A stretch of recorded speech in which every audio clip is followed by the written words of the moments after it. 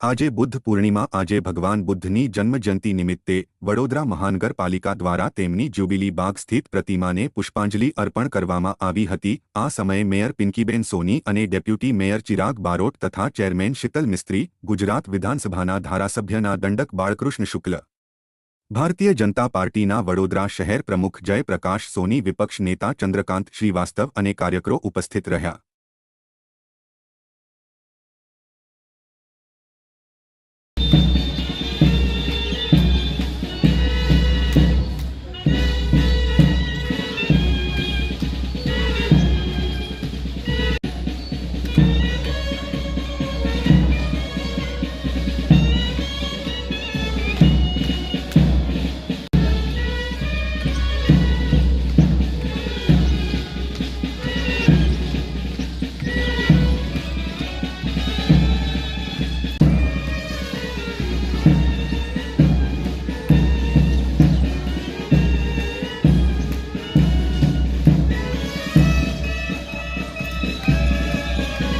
સર્વ કષ્ટો, દુઃખો અને તકલીફોને અતિક્રમી અને તું શુદ્ધ થા।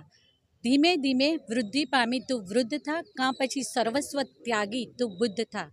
ભગવાન બુદ્ધનો જન્મજયંતિ અવસર આદરણીય વડાપ્રધાન શ્રી નરેન્દ્રભાઈ મોદીજીએ પણ તેમના વક્તવ્યમાં ઉલ્લેખ કર્યો છે કે ભગવાન બુદ્ધે આપને સૌને, સમગ્ર વિશ્વને દુઃખ છે એ અસ્તિત્વનો, દુઃખના અસ્તિત્વનો સ્વીકાર કરવો, દુઃખ છે તો કેમ છે, એનું કારણ શું છે, અને આ દુઃખના કારણને શોધી અને એના ઉકેલ કરવા તરફ જઈએ ને તો ચોક્કસ એમાં સફળતાની પ્રાપ્તિ થાય જ છે।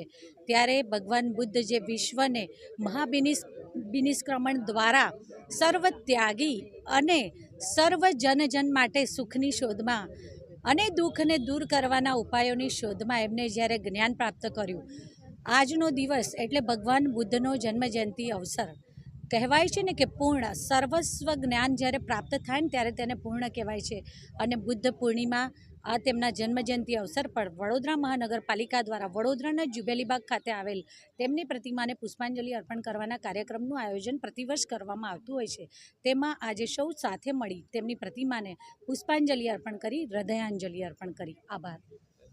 ભગવાન બુદ્ધની જયંતિ નિમિત્તે અહીંયા જ્યુબિલી બાગ ખાતે ભગવાન બુદ્ધની પ્રતિમા પર પુષ્પાંજલિનો કાર્યક્રમ આયોજિત કરવામાં આવ્યો છે।